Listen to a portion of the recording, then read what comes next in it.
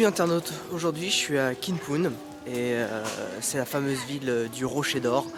Et vu que j'ai dormi qu'environ 5 heures, que je me suis tapé à peu près 6 heures de pick-up pour arriver jusqu'ici, et je me suis dit, quoi de mieux que faire directement la marche, parce que qui fait à peu près 5 à 6 heures de montée, pour y aller directement plutôt que de prendre un pick-up et de faire les 45 minutes. Voilà.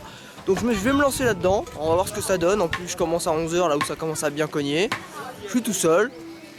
Ça se trouve, on va me retrouver desséché sur un rocher. Bon, à suivre.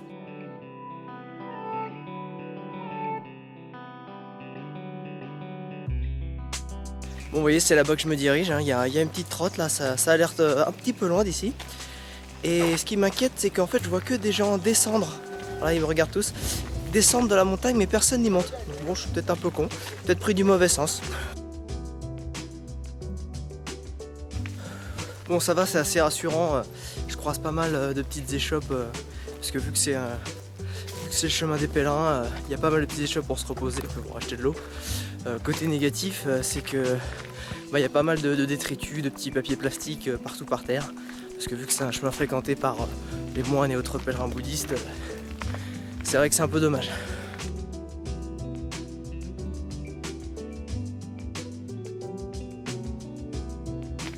Je viens de suivre les conseils d'un moine qui vient de m'indiquer un deuxième chemin possible. C'est vrai qu'il est sympa au travers de la bambouraie. Sinon, bon, j'espère que je me paumerai pas. Hein. Sinon, ça va. Hein.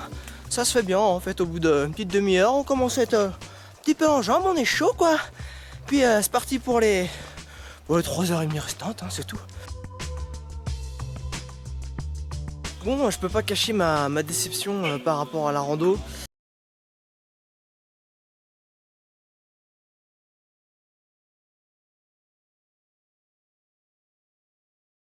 Moi je m'attendais à une balade où on allait se paumer dans les bambourets, dans la jungle pour arriver jusqu'au rocher.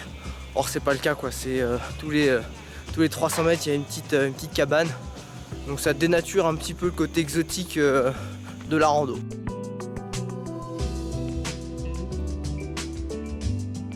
Là j'en suis à peu près à 2 heures de marche.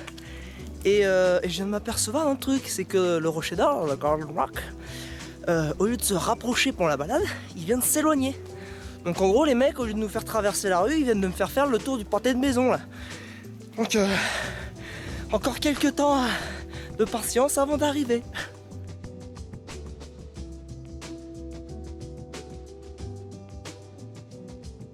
Ça devient très sympa là, parce qu'en fait on est tout en haut de la montagne et la route qu'on emprunte c'est la route de la crête en fait.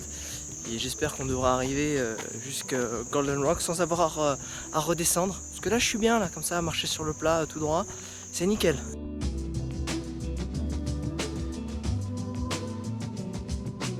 Chose assez surprenante pour une zone de pèlerinage bouddhiste, les petits souvenirs qu'on peut acheter aussi c'est des mitraillettes et des lance-missiles en bambou. Donc c'est le bouddhisme, c'est aussi ça.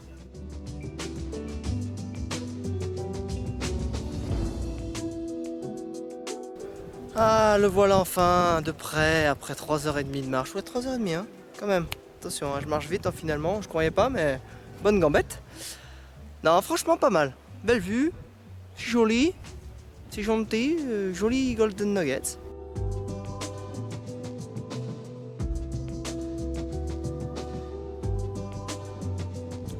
Bon, vous vous doutez bien que le rocher il tient pas tout seul, hein. Il y a un truc, évidemment. En fait, ce qui s'est passé, c'est qu'il y a un ermite au XIe siècle qui a filé un cheveu de Bouddha au roi en place. Et le roi, en fait, il a réussi à placer le cheveu pile poil sur la stupa pour que le rocher tienne en équilibre. Voilà. C'est pas magique, hein. Il y a une explication rationnelle quand même à tout ça. C'est ça le bouddhisme.